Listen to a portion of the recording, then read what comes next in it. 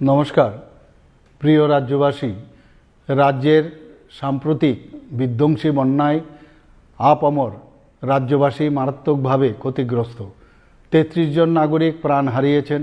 ঘরবাড়ি, ক্ষেতের ফসল, গবাদি পশু প্রাণী, রাস্তাঘাট সহ ব্যাপক সম্পত্তির ক্ষয়ক্ষতি হয়েছে।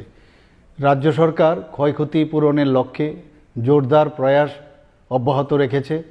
তবুও আগের স্বাভাবিক অবস্থায় ফিরে আসতে আরও অনেক সময় লাগবে। রাজ্যের এই সংকটকালে রাজ্যের বাইরের বহু মানুষ, স্বেচ্ছাসেবী সংস্থা, ক্লাব, সংগঠন ও ব্যক্তিবিশেষ স্বতঃস্ফূর্তভাবে প্রশাসন ও দুর্গতদের জন্য সাহায্যের হাত বাড়িয়ে দিয়েছেন। রাজ্যের এই পরিস্থিতিতে এবার শারদোৎসব আসন্ন। উৎসব আমাদের জীবনের অনুষঙ্গ। উৎসবে আনন্দ স্বাভাবিক, কিন্তু সেই আনন্দ যাতে অন্য কারোর নিরানন্দের কারণ না হয়, সেই দিকে আমাদের সকলের লক্ষ্য রাখতে হবে। এবারের এই বন্যা পরবর্তী পরিস্থিতিতে আমাদের সকলের উচিত মানবিক ও সামাজিক দায়বদ্ধতা নিয়ে বিভিন্ন মানুষের পাশে দাঁড়ানো।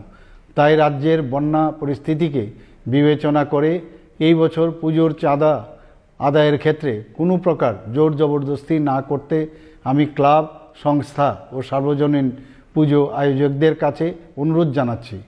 পাশাপাশি রাস্তায় যানবাহন থামিয়ে চাঁদা আদায় না করার জন্য আমি পুজো আয়োজকদের কাছে আবেদন জানাচ্ছি।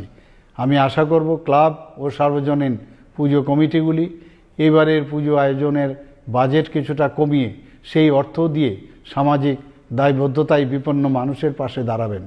সকলের সর্বাত্মক অংশগ্রহণের মধ্য দিয়ে আসন্ন দুর্গোৎসব শান্তিপূর্ণভাবে সম্পন্ন হোক এবং এই বিপর্যয় পরিস্থিতিকে কাটিয়ে আমরা আবার যাতে সকলে মিলে উৎসবের আনন্দে অংশ নিতে পারি, সেটাই হোক আমাদের প্রার্থনা।